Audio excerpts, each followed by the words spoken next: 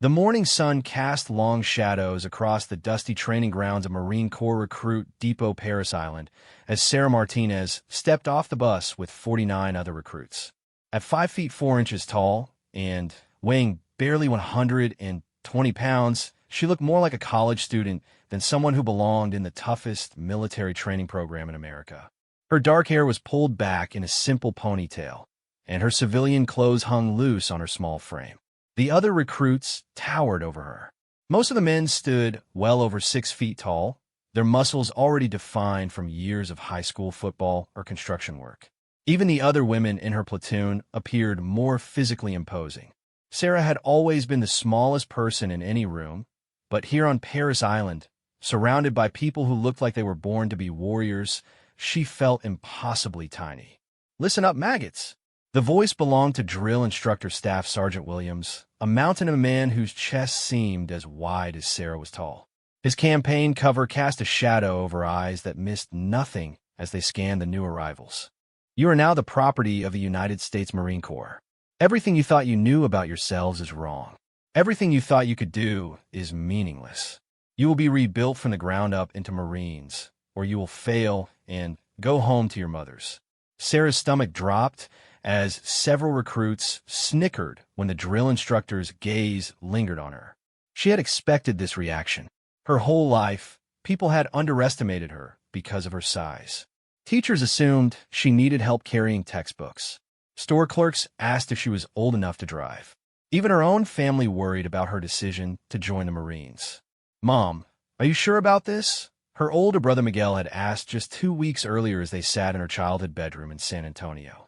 "The Marines aren't like the other branches. It's really tough, and you're so small." Sarah had finished for him, a familiar edge creeping into her voice. "I didn't say that," Miguel protested, though they both knew that was exactly what he meant. Sarah's father had been more direct. "Mija, I'm proud that you want to serve, but maybe the Air Force would be better. They have good jobs, and it's not so physical." Her mother had simply cried and begged her to reconsider. None of them understood why someone like Sarah would choose the Marines over safer options. They saw her size as a limitation, but Sarah saw it differently. She had been proving people wrong her entire life. In high school, coaches told her she was too small for varsity sports, so she joined the cross-country team and became the fastest distance runner in school history.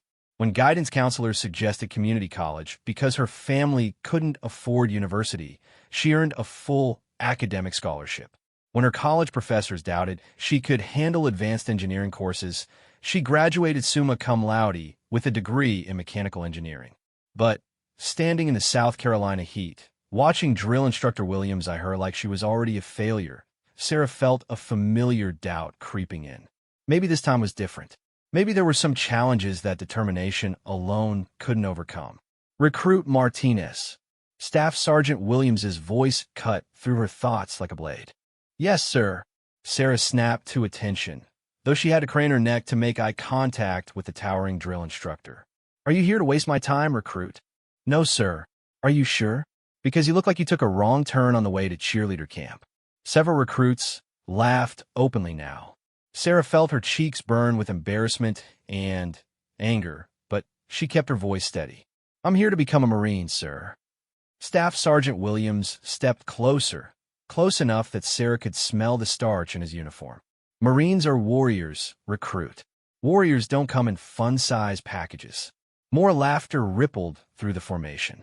Sarah clenched her fists at her sides, fighting the urge to respond with something that would get her in serious trouble. She had dealt with bullies before, but never one wearing the uniform she desperately wanted to earn. The next few hours blurred together in a haze of processing, paperwork, and constant yelling. Sarah received her uniforms, all of which had to be exchanged for smaller sizes that still looked baggy on her frame. She got her hair cut, losing the long dark hair she had worn since childhood. In the mirror afterward, she looked even younger and smaller than before. During the first medical examination, the Navy corpsman raised an eyebrow at her height and weight measurements. "You sure you're in the right place, kid?" he asked with a sympathetic smile. "I'm 22, Sarah replied firmly, tired of being called a kid. "I know grown women who are bigger than you. Another recruit commented from the next station. His name taped read Thompson, and he looked like he had walked out of a recruiting poster. Tall, broad-shouldered, with the kind of square jaw that belonged in movies about war heroes. Size isn't everything, Sarah said quietly. Thompson laughed. In the Marines, it's pretty much everything. What are you going to do when you have to carry a wounded Marine to safety? Ask him to make himself lighter. Sarah didn't respond, but his words stung because they echoed her own fears. She had trained hard for months before shipping out to boot camp. She could run 5 miles without stopping, do 100 push-ups, and had even taken some martial art classes. But she had never tried to carry another person who weighed twice as much as she did. That night, as the recruits settled into their squad bay for the first time, Sarah lay on her narrow rack listening to the whispered conversations around her. Several recruits were already making bets about who would be the first to quit, and her name came up repeatedly. $10 says the tiny one doesn't make it past the first week, someone whispered from across the aisle. That's too easy, came the response. I say she's gone by tomorrow afternoon. My money's on the first time she has to do the obstacle course, added a third voice. Sarah pulled her thin blanket over her head and tried to block out their words, but sleep wouldn't come. She had known that proving herself would be harder here than anywhere else, but she hadn't expected the constant humiliation. Every drill instructor seemed to take special pleasure in pointing out her size. Every physical challenge became an opportunity for her fellow recruits to snicker and shake their heads. The next morning brought their first real taste of Marine Corps physical training. Staff Sergeant Williams led them to a field where orange cones marked out various exercise stations. Sarah's heart sank as she saw what awaited them. Tire flips, sandbag carries, rope climbs, and a dozen other activities that seemed designed to highlight exactly what she lacked. Today we find out who belongs here and who doesn't, Staff Sergeant Williams announced. Each station is timed. Fall below the minimum standard, and you'll be doing extra training until you meet it or until you quit. Some of you will realize today that you made a mistake coming here. His eyes found Sarah in the formation, and she knew exactly who he was talking about. The first station involved carrying sandbags across a 50-yard course. Each bag weighed 60 pounds, nearly half of Sarah's body weight. She watched as the men in her platoon hefted the bags easily, some carrying 2 at a time. The women struggled more, but most managed to complete the task within the time limit. When Sarah's turn came, she could barely lift the sandbag to her shoulders. The weight pressed down on her, making her knees buckle. She took 3 staggering steps before dropping the bag with a thud that echoed across the field. Pathetic, Staff Sergeant Williams shouted. Pick it up, Martinez. Marines don't drop their gear. Sarah gritted her teeth and tried again. This time she made it 10 yards before her legs gave out. Sweat poured down her face as she struggled to drag the bag the remaining distance. By the time she crossed the finish line, her time was nearly double the required standard. The rope climb was even worse. While other recruits scaled the 20-foot rope like it was a ladder, Sarah could barely pull herself 3 feet off the ground. Her arms shook with effort, and her hands burned from trying to grip the rough rope. She dropped to the ground again, and again, each failure met with groans and disgusted looks from her fellow recruits. Maybe they have openings in the Coast Guard, Thompson muttered loud enough for everyone to hear. By lunchtime, Sarah had failed to meet the minimum standard at every single station. Her uniform was soaked with sweat, her hands were raw and bleeding, and her legs felt like jelly. She sat alone at one end of the mess hall table while the other recruits clustered together, their conversations punctuated by glances in her direction. I don't understand why they even let people like that try, one of the women said, not bothering to lower her voice. It's not fair to the rest of us. We're only as strong as our weakest link. Sarah forced herself to eat, though the food tasted like cardboard. She needed the calories if she was going to survive the afternoon training. More importantly, she needed to figure out how to prove that she belonged here before everyone, including herself, became convinced that she didn't. The afternoon brought hand-to-hand combat training, which Sarah had actually looked forward to. She might not be able to lift heavy weights or climb ropes, but She was quick and had learned some techniques in her martial arts classes. Maybe this would be her chance to show that size wasn't everything. The drill instructors paired recruits for basic grappling exercises, and Sarah found herself facing off against Johnson, one of the larger men in the platoon. He was at least 6 inches taller and outweighed her by 80 pounds. "Try not to hurt me," Johnson said with a grin that made it clear he thought the idea was ridiculous.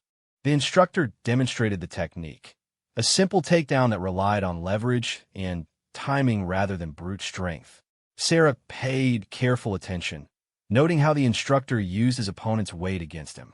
When it was their turn to practice, she tried to apply what she had learned. Johnson charged forward like a bull, expecting to overpower her easily. But Sarah stepped aside at the last second, used his momentum against him, and sent him stumbling past her. It wasn't the takedown they were supposed to practice, but it kept her from being flattened. "Stand still and fight," Johnson complained.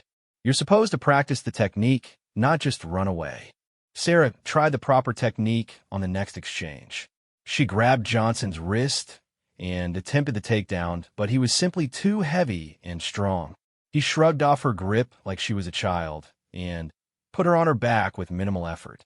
They repeated the exercise several times with similar results. Sarah could avoid Johnson's attacks by moving quickly, but she couldn't execute any of the techniques they were supposed to learn. Her size disadvantage was simply too great. Staff Sergeant Williams watched their exchanges with obvious disappointment. "Martinez, this isn't tag, recruit. You're supposed to control your opponent, not dance around him." "I'm trying, sir," Sarah replied, pulling herself up from the ground once again. "Try harder." A Marine who can't handle hand-to-hand combat is useless in close quarters. By the end of the session, Sarah was covered in bruises and no closer to successfully completing any of the required techniques. Johnson, meanwhile, barely looked winded. "Nothing personal," he said as they prepared to move to the next training area. "But maybe you should think about switching to a job that doesn't require so much physical stuff. There's no shame in being a desk Marine." Sarah nodded politely, but inside she was seething. She hadn't come this far to settle for a desk job. She had joined the Marines to prove that she could do anything anyone else could do, regardless of her size. But after just 2 days of training, that goal seemed impossible. That evening, as the recruits cleaned their gear and prepared for another night of minimal sleep, Sarah overheard Staff Sergeant Williams talking to another drill instructor outside the squad bay. "The Martinez girl isn't going to make it," he said in a voice that carried clearly through the thin walls. "I've been doing this for 12 years, and I know when someone doesn't have what it takes. She's too small, too weak. It's not her fault, but this isn't the place for her. Maybe she'll quit on her own," the other instructor replied. "Save everyone the trouble." "Maybe, but she seems stubborn. Might have to help her along."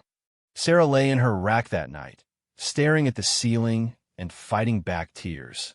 She had never quit anything in her life, but she had never faced anything quite like this either. Every challenge seemed specifically designed to highlight her weaknesses.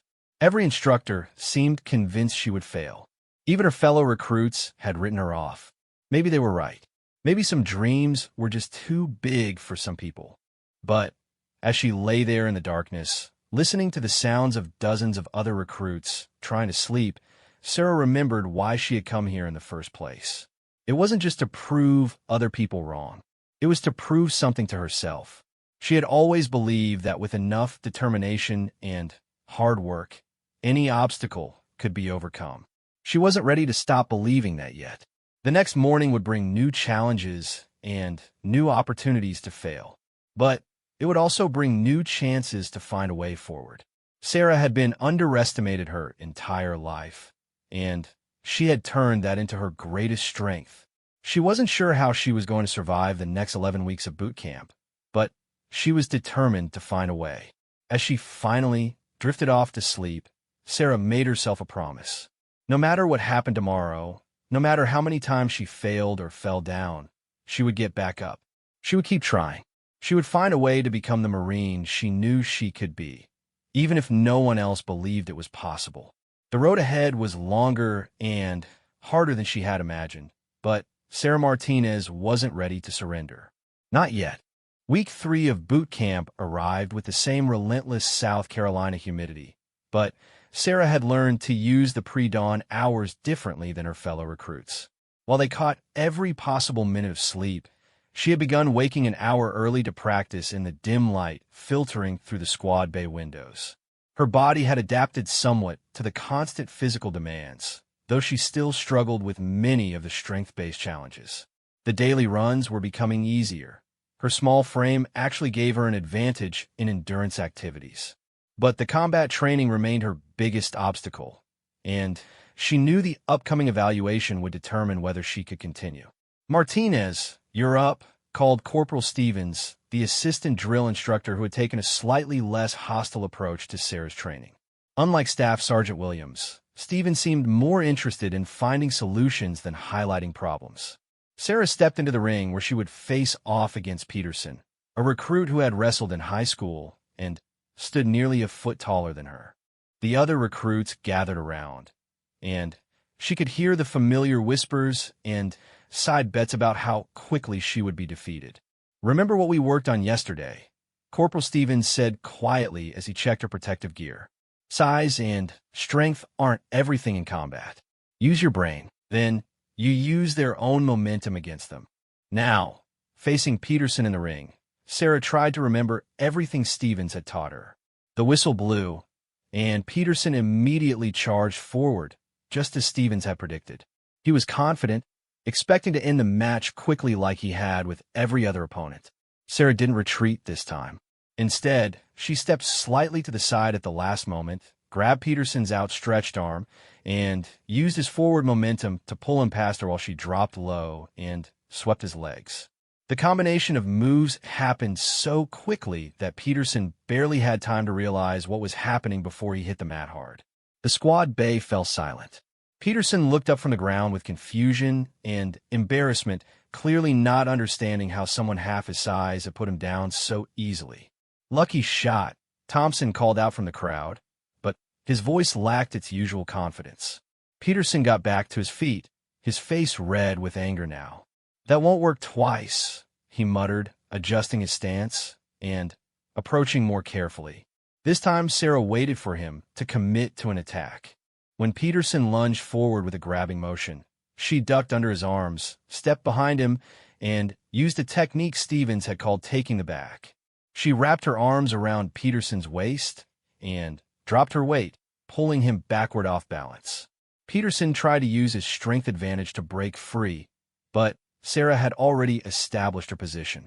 She adjusted her grip and applied a chokehold Stevens had shown her, cutting off the blood flow to Peterson's brain. Within seconds, Peterson was tapping out, admitting defeat. The silence in the squad bay was deafening. Sarah released the hold and stepped back, her heart pounding with adrenaline and disbelief. She had actually done it. She had defeated an opponent nearly twice her size using technique instead of strength. Staff Sergeant Williams pushed through the crowd of stunned recruits, his expression unreadable. Sarah braced herself for criticism or accusations that she had gotten lucky. "Again," he said simply. Sarah's stomach dropped. "Sir, you heard me, Martinez. Do it again. Peterson, get back in there." Peterson's face was still flushed from embarrassment and the chokehold, but he nodded and returned to his fighting stance. The other recruits pressed closer, clearly expecting him to redeem himself now that he knew what to expect. But Stevens' training had prepared Sarah for this too. "They'll be more cautious the second time," he had explained. "But that caution creates different opportunities. Watch for hesitation. Watch for them to favor one side or telegraph their movements." Peterson was indeed more cautious, circling Sarah warily instead of charging straight in. But his caution made him predictable in a different way. Sarah could see him favoring his right side, preparing to shoot in for a takedown when he thought he had the right angle. When Peterson finally committed to his attack, Sarah was ready. She sprawled backward, avoiding his grasping arms, then immediately countered with a move Stevens had called a guillotine choke. As Peterson drove forward, she wrapped her arm around his neck and fell backward, pulling him into a position where his own forward pressure tightened the choke. Again, Peterson was forced to tap out within seconds. Staff Sergeant Williams stared at Sarah for a long moment, then addressed the entire platoon. "What did you maggots just witness?" he barked.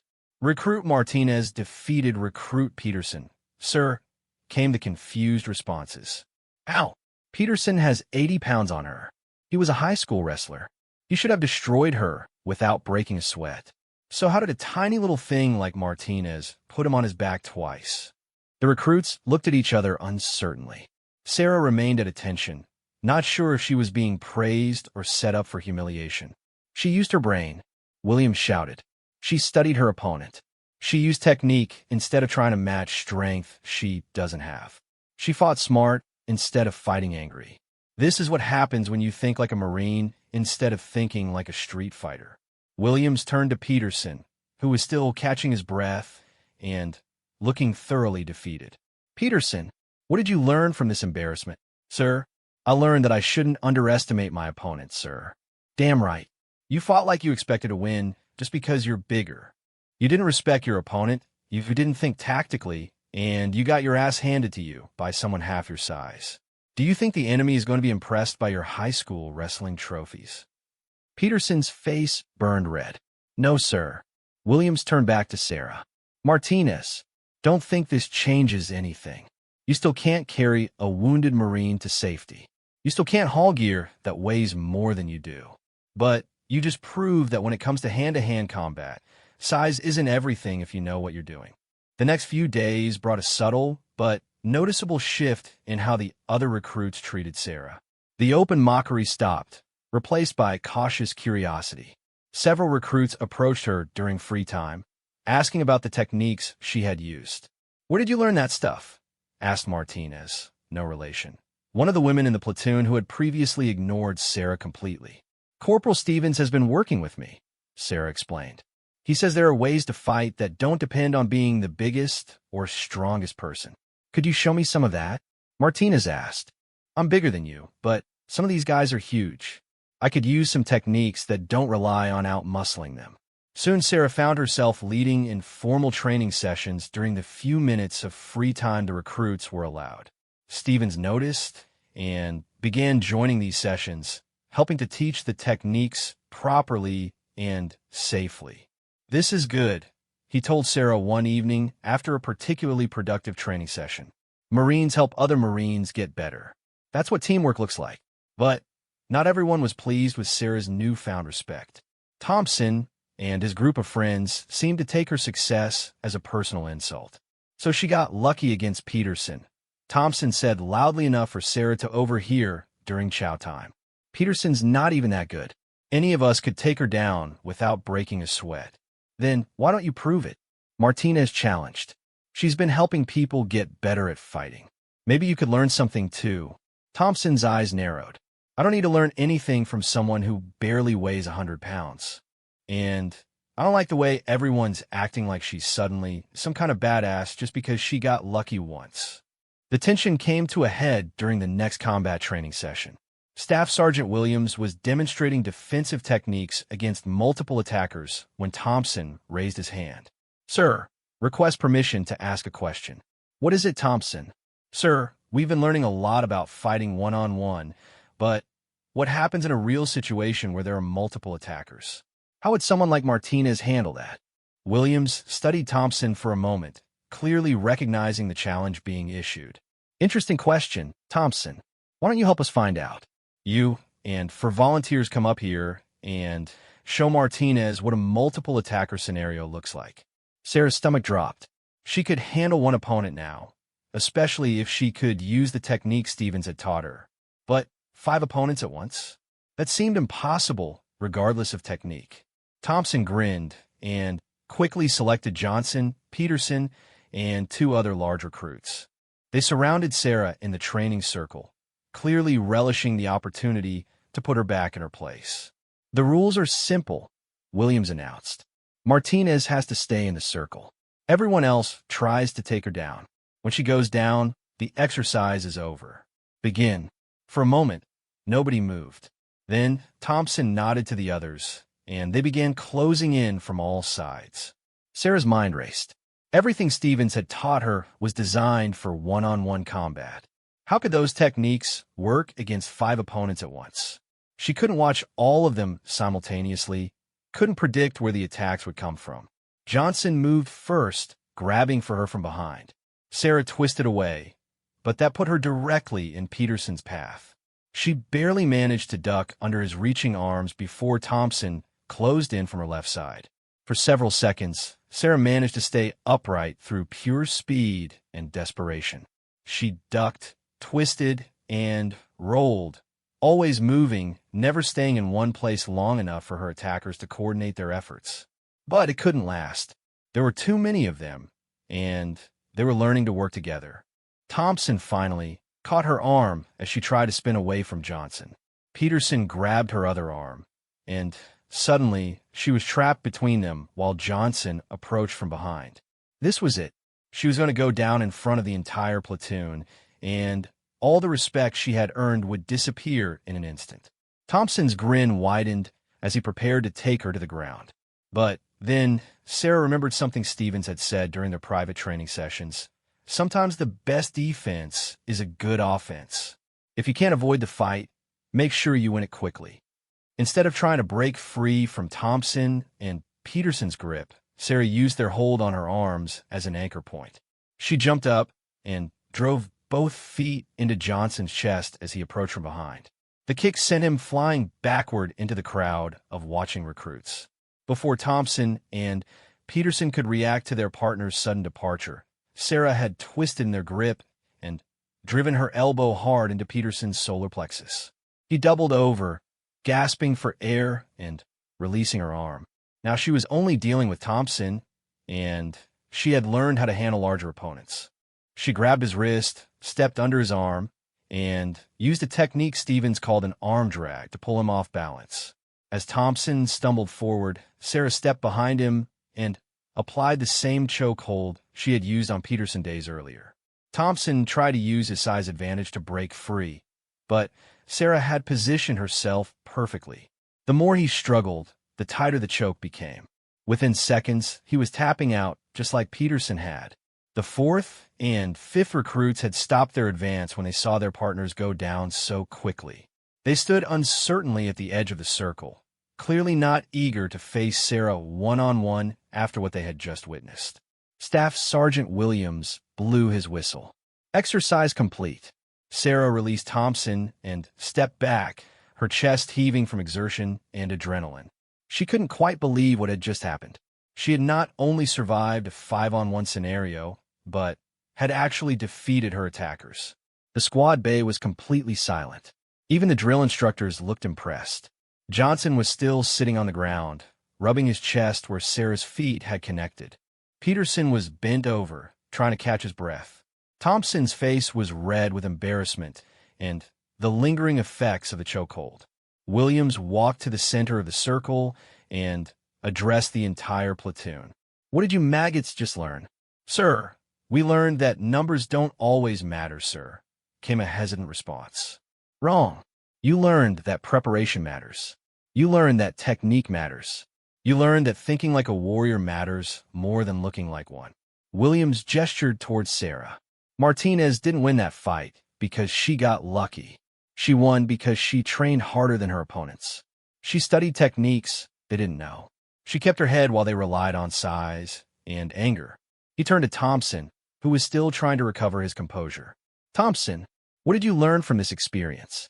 Thompson's jaw worked silently for a moment before he managed to answer. "Sir, I learned that I shouldn't underestimate my fellow Marines, sir." "And what else?" "Sir, I learned that I need to train harder, sir." Williams nodded. "Outstanding. Because in combat, your life might depend on the Marine next to you, regardless of what they look like or how much they weigh. Martinez just proved that she can have your back when it matters. Can you have hers?" Thompson looked at Sarah for a long moment, and she could see something change in his expression. The hostility and contempt were gone, replaced by something that looked almost like respect. "Yes, sir," he said finally. "I can have her back." That evening, as the recruits prepared for lights out, Thompson approached Sarah's rack. She tensed, expecting some kind of retaliation or renewed hostility. Instead, he extended his hand. "I was wrong about you," he said simply. "I thought being a Marine was about being the biggest and strongest. But you showed me there's more to it than that." Sarah shook his hand, noting that his grip was firm but not crushing. "We're all here to become Marines," she replied. "We should be helping each other, not tearing each other down." Thompson nodded. "Maybe you could show me some of those techniques? I don't want to get embarrassed like that again." Over the next few days, Sarah found herself at the center of an informal study group that met whenever they could find a few free minutes. Recruits who had previously dismissed her now sought her advice on combat techniques, and she was happy to share what Stevens had taught her. More importantly, she began to feel like she was truly part of the platoon instead of an outsider they tolerated. The other recruits started including her in conversations, asking her opinions, treating her like an equal rather than a liability. But Sarah knew her biggest challenges were still ahead.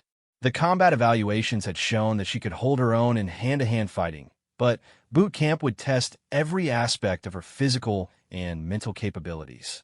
She still struggled with many strength-based activities, and the upcoming field exercises would push everyone to their limits. As she lay in her rack that night, Sarah reflected on how much had changed since those first horrible days when everyone expected her to quit. She had proven that she belonged here, but she had also learned that belonging was just the beginning. The real test would be whether she could maintain her performance under the extreme stress and exhaustion that characterized the final weeks of boot camp. The whispers and side bets about her chances had stopped, but Sarah knew that her fellow recruits and drill instructors were still watching her closely. One bad day, one significant failure, could undo all the progress she had made.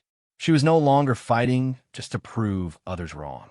Now she was fighting to prove to herself that she could become the Marine she had always dreamed of being, regardless of what obstacles stood in her way. The Crucible arrived in week 11 like a storm that everyone could see coming, but no one could truly prepare for.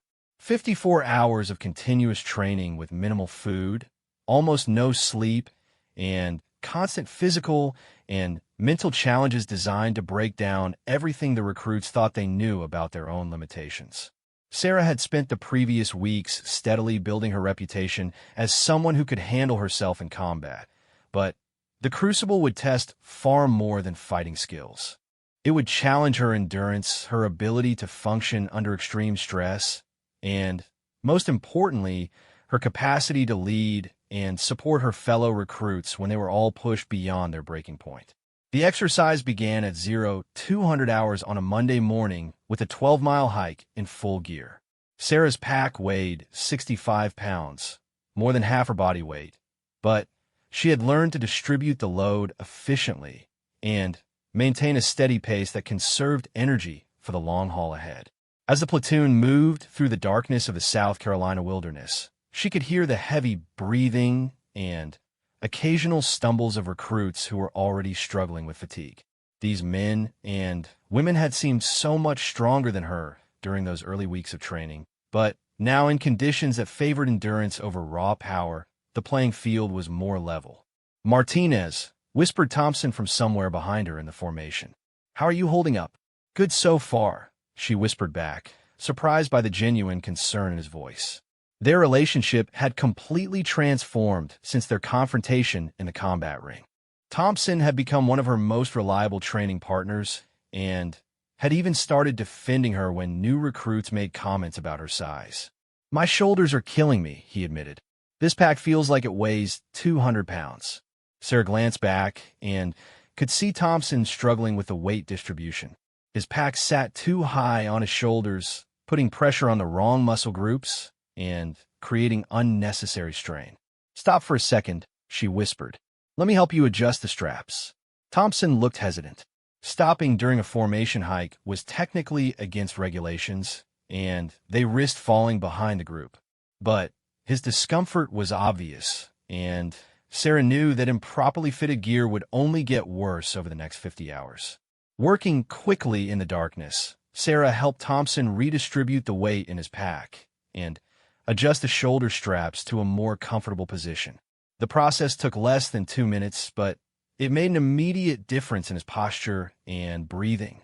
"Thanks," Thompson murmured as they rejoined the formation. "I don't know how you figured that out so fast." Sarah smiled in the darkness. "I had to learn how to make gear work for my size. Turns out the same principles apply to everyone." The first major challenge came 6 hours into the crucible when the platoon reached what the drill instructors called the gauntlet, a series of obstacles that had to be completed as a team within a strict time limit. Individual performance mattered, but failure to work together would result in the entire platoon having to repeat the course. Sarah looked at the obstacles and felt a familiar sinking feeling in her stomach. There were walls to climb, heavy objects to carry, and rope traverses that seemed designed for people with much longer arms and stronger shoulders than hers. But this time, instead of facing these challenges alone while others mocked her efforts, she was part of a team that had learned to value different types of strength. "All right, listen up," called Peterson, who had emerged as one of the platoon's informal leaders. "We have 40 minutes to get everyone through this course. That means we help each other, and nobody gets left behind." The first obstacle was a 12-foot wall that had to be scaled without assistance from ropes or ladders. The taller recruits went first, pulling themselves over with relative ease. Then, they positioned themselves on top of the wall to help the others. When Sarah's turn came, Johnson and Thompson each grabbed one of her arms and literally lifted her to where she could grab the top of the wall. From there, Peterson and another recruit pulled her the rest of the way up. The entire process took less than 30 seconds and required no discussion or planning. The team had simply adapted to help their smallest member overcome a physical barrier. But the next obstacle played to Sarah's strengths in a way that surprised everyone, including herself. The team had to navigate a crawl space that was barely 3 feet high and extended for 50 yards through dense brush and mud. The larger recruits struggled immediately, their broad shoulders and tall frames making it nearly impossible to move quickly through the confined space. Sarah, however, could move through the crawl space at nearly normal speed. Her small frame allowed her to navigate obstacles that forced the bigger recruits to stop and maneuver carefully around every branch and rock. "Martinez," called Corporal Stevens from the finish line. "Get through there and mark the best path for the others." Sarah immediately understood what he meant. Instead of simply completing the obstacle herself, she could use her advantage to help the entire team perform better. She crawled back through the space, identifying the clearest route and calling out warnings about obstacles that the larger recruits might miss in the dim light. "Tree route at 2 o'clock, she called to Thompson as he struggled through a particularly tight section. "Duck down and go left around it." Her guidance helped the entire platoon navigate the crawl space much more quickly than they could have managed on their own. What had initially seemed like another obstacle that would highlight her size disadvantage had instead become an opportunity to contribute something valuable that the bigger recruits couldn't provide. The pattern continued through the remaining obstacles. When the team had to carry heavy equipment across a water hazard, Sarah couldn't lift the heavier items, but she could move quickly back and forth, coordinating the efforts of the stronger recruits and ensuring that nothing was left behind. During a rope traverse across a ravine, her light weight allowed her to test the rope's integrity before the heavier team members committed their full weight to it. By the time they completed the gauntlet, Sarah had contributed to the team's success in ways she hadn't expected. More importantly, her fellow recruits had learned to see her size as an asset in certain situations rather than a universal liability. But the crucible was far from over. The next 36 hours would test not just their ability to work together, but their capacity to maintain that cooperation when they were exhausted, hungry, and pushed to their emotional breaking point. The sleep deprivation began to take its toll on everyone by the second day. Recruits who had been sharp and focused just hours earlier were now making basic mistakes and struggling with simple tasks. Tempers began to fray as exhaustion clouded judgment and patience wore thin. Sarah found herself in an unexpected position during this phase of the crucible. Her small size meant she required fewer calories to maintain her energy levels, and her experience with long-distance running had taught her how to function effectively on minimal sleep. While the larger recruits battled fatigue and hunger, she remained relatively alert and focused. "How are you still moving so fast?" asked Martinez during a particularly brutal equipment movement exercise. The other woman was clearly struggling, her movements sluggish and uncoordinated from exhaustion. "I ran cross-country in high school and college," Sarah explained as she helped Martinez adjust her grip on a heavy ammunition box. "You learn how to pace yourself and how to keep going when your body wants to quit."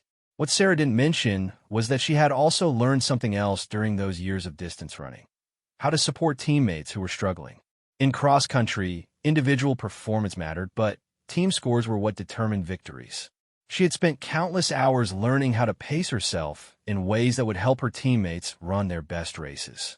Now, in the crucible, those same instincts kicked in. Instead of focusing solely on her own performance, Sarah began watching for recruits who were struggling and finding ways to help them without drawing attention from the drill instructors.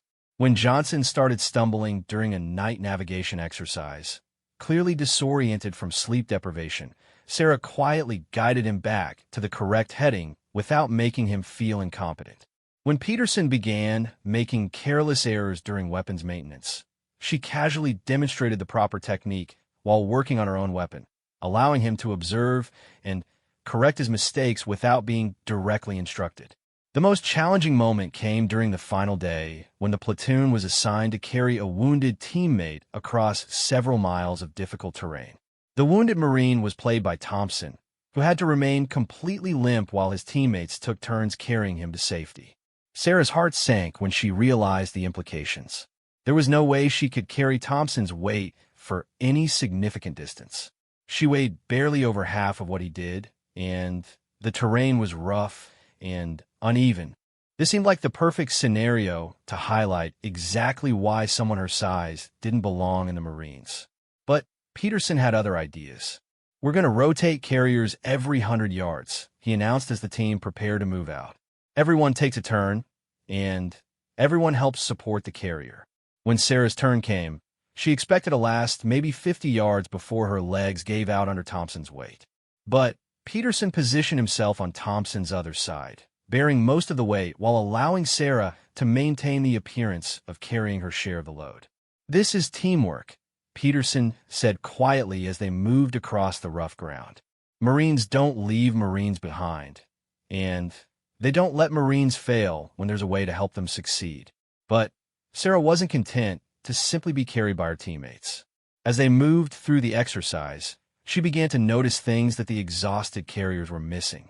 She spotted easier paths through the terrain, identified obstacles before the carriers stumbled over them, and coordinated rest stops at points that provided better cover and concealment. "Bear left around that boulder," she called softly to Johnson as he took his turn carrying Thompson. "There's a clear path that way, and it'll put us in defilade from the instructor's position." Her strategic thinking and attention to detail helped the team move more efficiently than they could have managed through brute force alone. By the time they reached the evacuation point, Sarah had proven that there were many ways to contribute to a mission beyond simply being the strongest person on the team.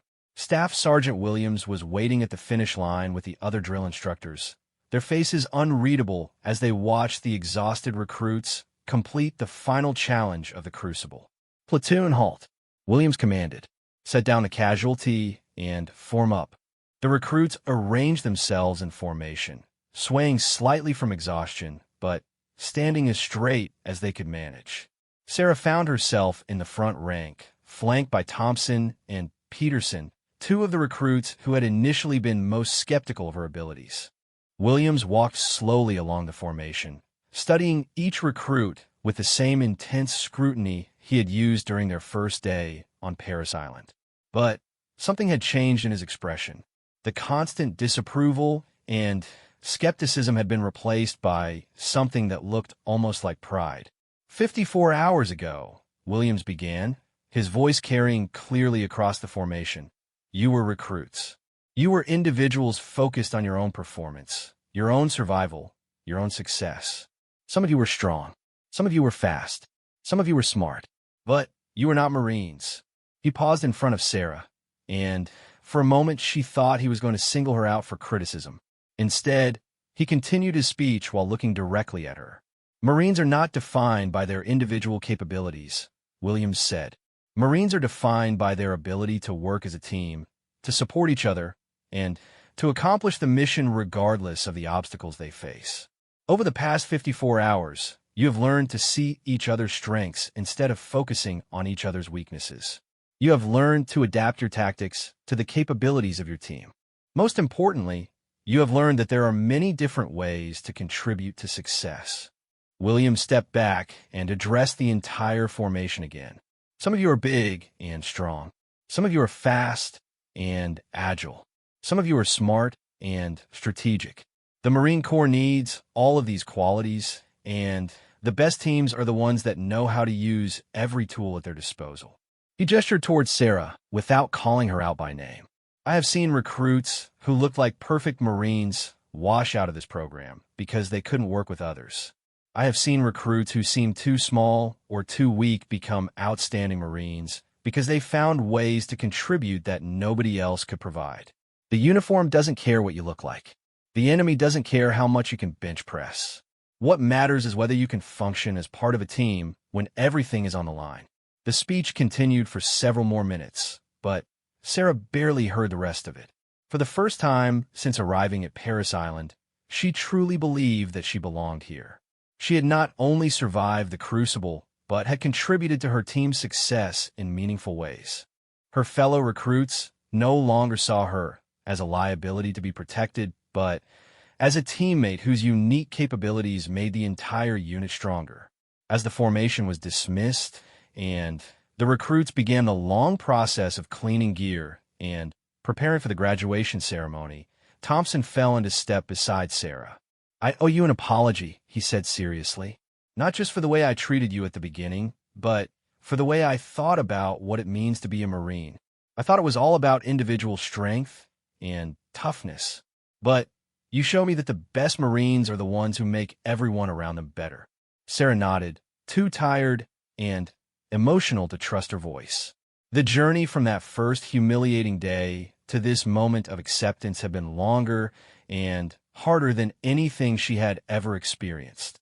But it had also taught her things about herself and about teamwork that she never could have learned any other way.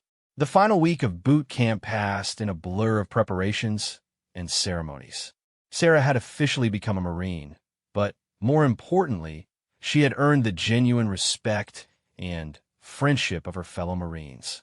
The graduation ceremony would be a celebration, but the real victory had already been won during those 54 hours in the wilderness when she had finally found her place in the Corps. Graduation day dawned clear and bright over Paris Island, with the kind of perfect weather that made the South Carolina lowcountry look like a postcard. Sarah stood in formation with her fellow Marines, no longer recruits, wearing the dress blue uniform she had dreamed of earning for so many months. The transformation was visible not just in the uniform, but in the way she carried herself, with the quiet confidence of someone who had proven herself under the most demanding circumstances.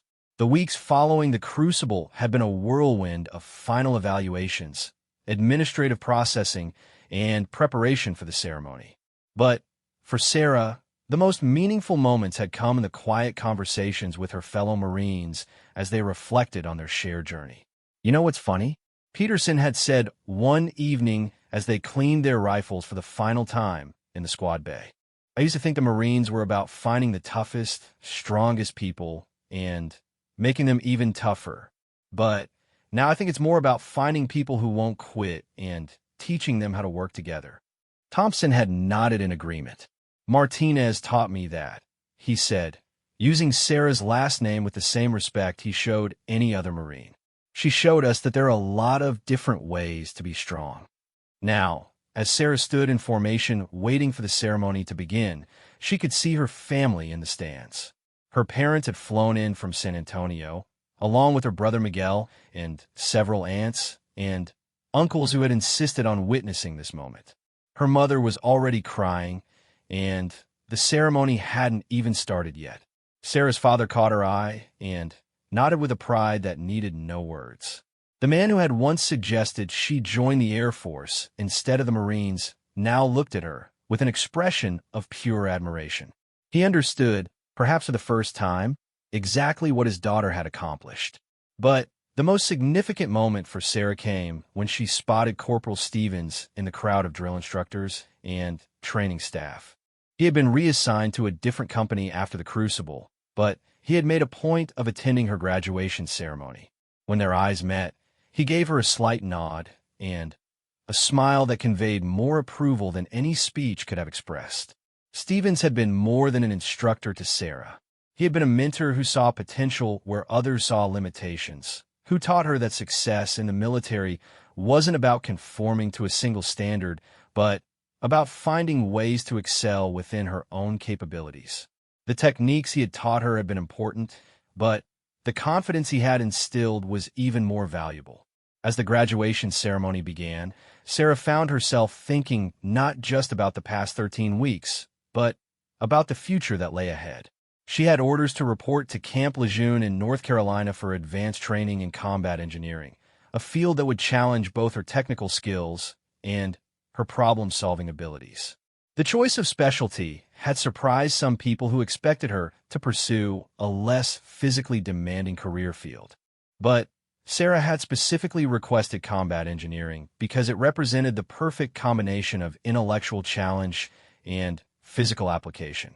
She would be working with explosives, construction, and fortification, tasks that required precision, creativity, and the ability to function under pressure. More importantly, combat engineers were often called upon to support infantry units in dangerous situations. Sarah wanted a role where she could directly contribute to the safety and success of other Marines, using the teamwork skills she had developed during boot camp. Today, you join a brotherhood and sisterhood that extends back over 2 centuries, the commanding general announced to the assembled graduates and their families. You are no longer recruits learning how to be Marines. You are Marines with all the responsibilities and privileges that title entails. Sarah listened to the speech, but part of her attention was focused on the other new Marines in her formation. These were the people who had become her closest friends during the most challenging period of her life. They had seen her at her worst, exhausted, frustrated, and occasionally defeated by the physical demands of training. But they had also seen her fight back, adapt, and find ways to contribute when it mattered most. Thompson stood 2 positions to her left, the same recruit who had once made bets about how quickly she would quit. Now, he was one of her strongest supporters, someone who had learned to see leadership potential in places he had never thought to look. Peterson was directly behind her, the wrestler who had become one of her first training partners and had helped teach her that respect in the military was earned through performance, not granted based on appearance. Johnson, Martinez, and the others had all played roles in her transformation from an outsider struggling to fit into a Marine who had earned her place through demonstrated competence. But Sarah understood that her transformation had been matched by changes in all of them.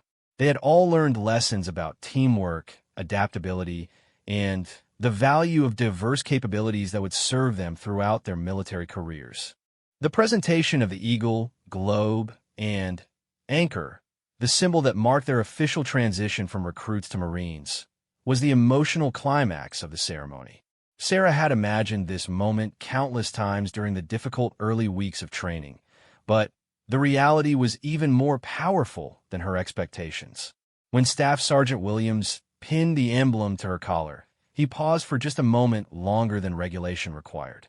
"Outstanding work, Marine," he said quietly, using the title she had earned rather than the dismissive recruit he had used for so many weeks.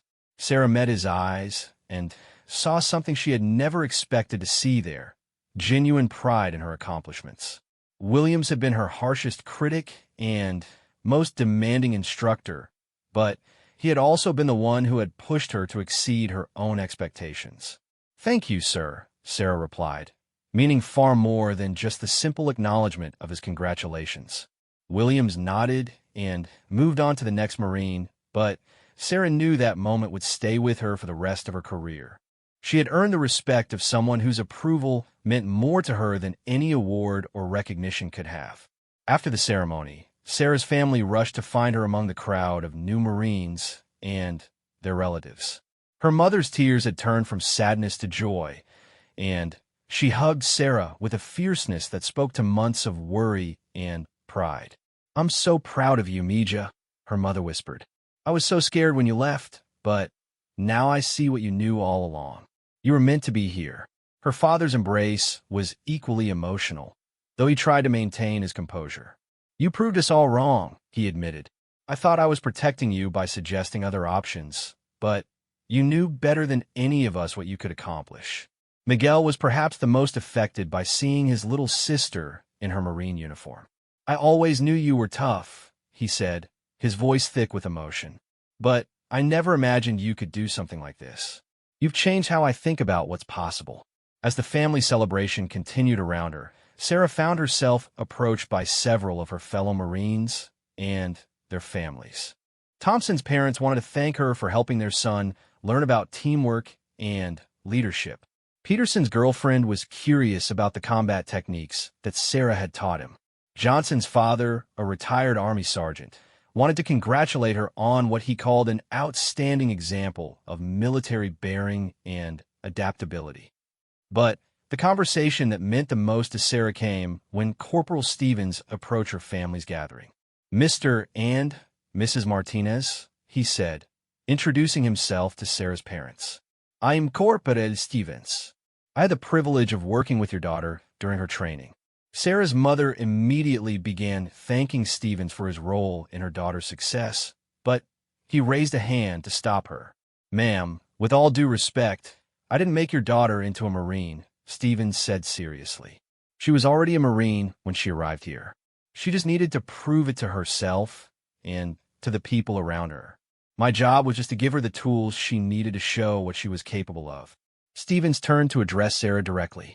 "Marine Martinez, you've set an example that will influence how we train people for years to come. You've shown that the Corps is stronger when we find ways to use everyone's capabilities instead of expecting everyone to fit the same mold." He paused and smiled. "But more than that, you've shown what it really means to be a Marine. It's not about being the biggest or the strongest. It's about refusing to quit, helping your teammates succeed, and finding ways to complete the mission no matter what obstacles you face." As the day continued and families began to disperse, Sarah found herself walking across the parade ground where she had first struggled with those basic training exercises that had seemed impossible just a few months earlier. The physical challenges that had once highlighted her limitations now seemed like stepping stones that had led to much more important discoveries about leadership, teamwork, and personal resilience. Thompson caught up with her as she paused near the obstacle course where she had once failed so spectacularly. "Thinking about the old days?" he asked with a grin. "Something like that," Sarah replied. "It's hard to believe how much has changed. You know what the best part is?" Thompson said, "We're just getting started. Combat engineering school, then our first duty assignments. We get to take everything we learned here and apply it in the real world." Sarah nodded, feeling a mixture of excitement and nervousness about the challenges ahead. Boot camp had been demanding, but it had also been a controlled environment where the consequences of failure were limited. In the fleet, she would be responsible for real missions with real consequences, working alongside Marines who hadn't been through this shared experience of mutual growth and acceptance. But she also knew that the confidence she had gained here was real and lasting. She had proven to herself that she could adapt to any challenge, contribute to any team, and earn respect through performance rather than appearance. Those lessons would serve her well regardless of what assignments lay ahead. Peterson and several other Marines joined them at the obstacle course, and they spent a few minutes sharing memories of their worst failures and greatest triumphs during training. The conversation was filled with laughter and good-natured teasing, but underneath the humor was a deeper bond forged through shared adversity and mutual support. "You know what I'm going to miss most about this place?" Martinez asked as they prepared to head back to the barracks for the final time. "The food," Johnson suggested sarcastically, earning laughs from everyone. "The comfortable sleeping arrangements?" Peterson added. "No," Martinez said seriously. "I'm going to miss the feeling that we're all in this together, working toward the same goal. Out in the fleet, we'll be scattered across different units, different specialties. It won't be quite the same." Sarah understood what she meant. The intensity of boot camp had created relationships that might be difficult to replicate in other circumstances. These Marines had seen each other at their lowest points and had chosen to help rather than exploit those moments of weakness. They had learned to value different types of strength and to work together in ways that maximized everyone's capabilities. But Sarah also believed that the lessons they had learned here would influence how they approach relationships throughout their careers. They had experienced firsthand the power of inclusive teamwork and adaptive leadership. Those experiences would shape how they treated subordinates, how they approached challenges, and how they built teams in whatever positions they eventually held. As evening approached, and the new Marines prepared for their final night on Paris Island, Sarah sat on her footlocker writing a letter to her high school cross-country coach, Mrs. Rodriguez, who had been one of the first people to see leadership potential in the small, determined girl who never gave up. "Dear Mrs. Rodriguez," she wrote, "you probably won't be surprised to learn that the lessons you taught me about pacing, persistence, and team support turned out to be exactly what I needed to succeed in Marine boot camp. The physical challenges were different, but the mental approach was the same. Focus on what you can control, help your teammates when they struggle, and never stop moving forward." She paused, thinking about how to express the magnitude of what had happened over the past 13 weeks. "You once told me that the best athletes are the ones who make everyone around them better," she continued. "I didn't fully understand what you meant then, but I do now. Being a Marine isn't about individual strength or toughness. It's about being the kind of person others can depend on, and about finding ways to help your team succeed even when you're not the biggest, fastest, or strongest person on that team." Sarah sealed the letter and prepared for lights out, knowing that tomorrow would bring a new chapter in her military career. She would face new challenges, meet new people, and continue to prove that determination and adaptability were more valuable than any physical advantage. But tonight, she was simply Marine Martinez, surrounded by the people who had become her closest friends and strongest supporters. She had accomplished something that many people had thought impossible, and in doing so, she had discovered capabilities within herself that she hadn't known existed.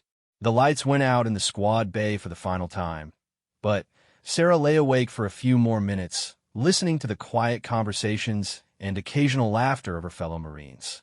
Tomorrow they would scatter to different bases and different careers, but they would always share the bond of having survived this transformation together. She had arrived at Paris Island as Sarah Martinez, a small young woman with big dreams and serious doubts about whether she could achieve them. She was leaving as Marine Martinez, confident in her abilities and secure in her place among the men and women who had earned the title through dedication, sacrifice, and mutual support. The journey from recruitment to graduation had taught her that strength came in many forms, that teams were strongest when they included diverse capabilities, and that the most important battles were often won through persistence and intelligence rather than force. These lessons would serve her well in whatever challenges lay ahead, whether in combat engineering school, in her first duty assignment, or in the leadership positions she hoped to earn in the years to come. As sleep finally came, Sarah's last conscious thought was of gratitude for the instructors who had pushed her beyond her perceived limitations, for the fellow Marines who had learned to see her as an asset rather than a liability, and for the opportunity to prove that the most important qualifications for service couldn't be measured in inches or pounds. She was a Marine now, and nothing would ever be quite the same.